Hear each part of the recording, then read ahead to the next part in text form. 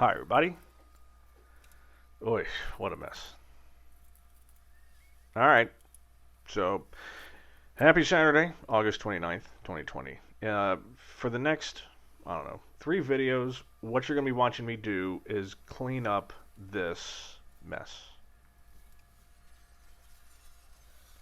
And it is a mess. Everything is in, right? So the entire center stack is in, from top to bottom.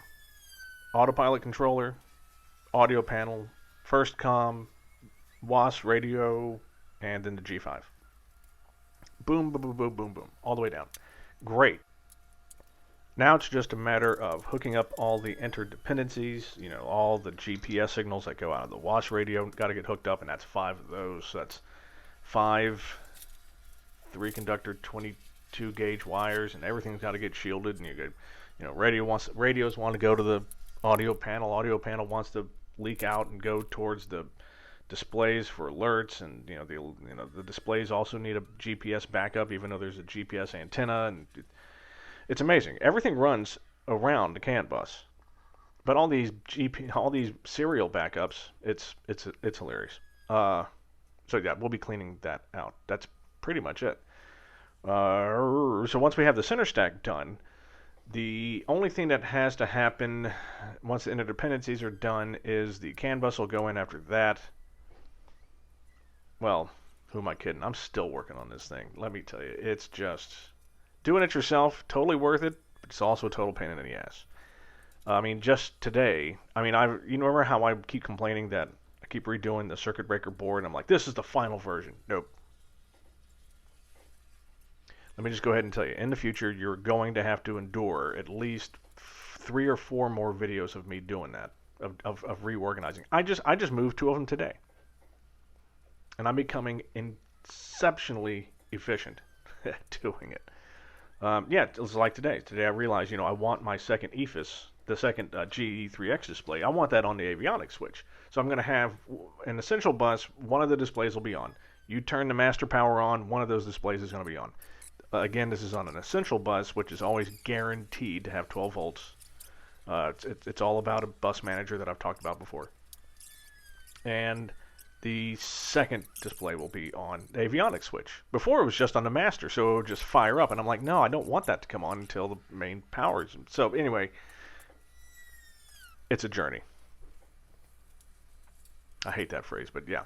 Oh, you know what? There you go. There's a rant. To people that are always talking about, oh, it's such a magnificent journey. Stop it.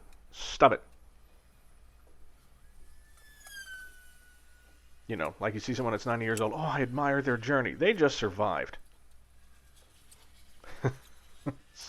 Sorry. Okay, so let's do a little Q&A. Let's see what I can fire up. I've got a few here. Why did you put the ELT next to the baggage compartment? Yes, good question. I've covered this. So it's weight and balance, right? A couple of pounds way out at the tail, that's a pretty big arm, right? All the way out at the tail. Well, the RV-14 can have a tail-heavy sort of sync up. So what happens is if you're a lightweight pilot with full baggage and low fuel, right? So light in the front, heavy in the back, and with low fuel means light in the front as well, which means heavier in the back, and then you can get out at the CG, rear CG. Which is especially dangerous for me because I've saved 20-something pounds on my prop. No vacuum, no mags, lightweight batteries. Yeah, I'm not really helping myself.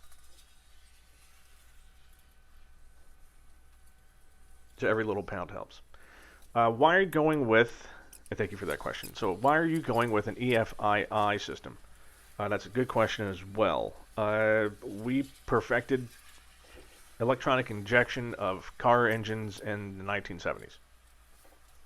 Well, okay, that's not true. Let's say 80s.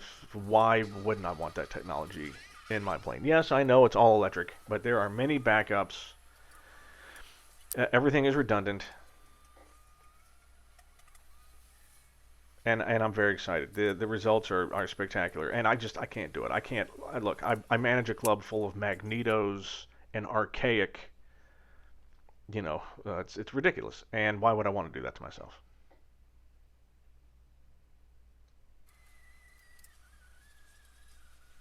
Plus the fuel savings, you know, it'll treat the engine better. It's just one less thing to have to do. Imagine you never had a mix knob ever again. Oh, God, would that be ever sweet.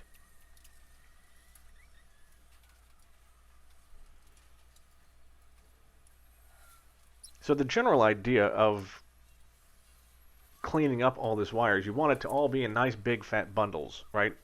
Even if it's not for just the aesthetic pleasure of seeing a nice, you know, nicely bundled wire bundle, but it lends to a higher professionalism, which I know just sounds ridiculous. I mean, technically, it doesn't have to be pretty. I mean, I know everyone's like, well, it's disgusting. How can you blah blah blah blah blah? Look, organization is nice. You know how much of a pain in the butt it is when you've got a 1-inch diameter bundle of wire, and you're like, oh crap, I got to replace one of these. Wouldn't it just be nicer if they're all just flowing all over the place like a horrible web? Anyway, I'm recording this a little bit earlier. This is actually the day before. I got a pilot's dinner tonight. Going to be getting shiny, a lot of wine. So this weekend I'm doing something magical, which I might tell you about on Monday, regards to the plane. Anyway, thank you for joining me, and see you soon.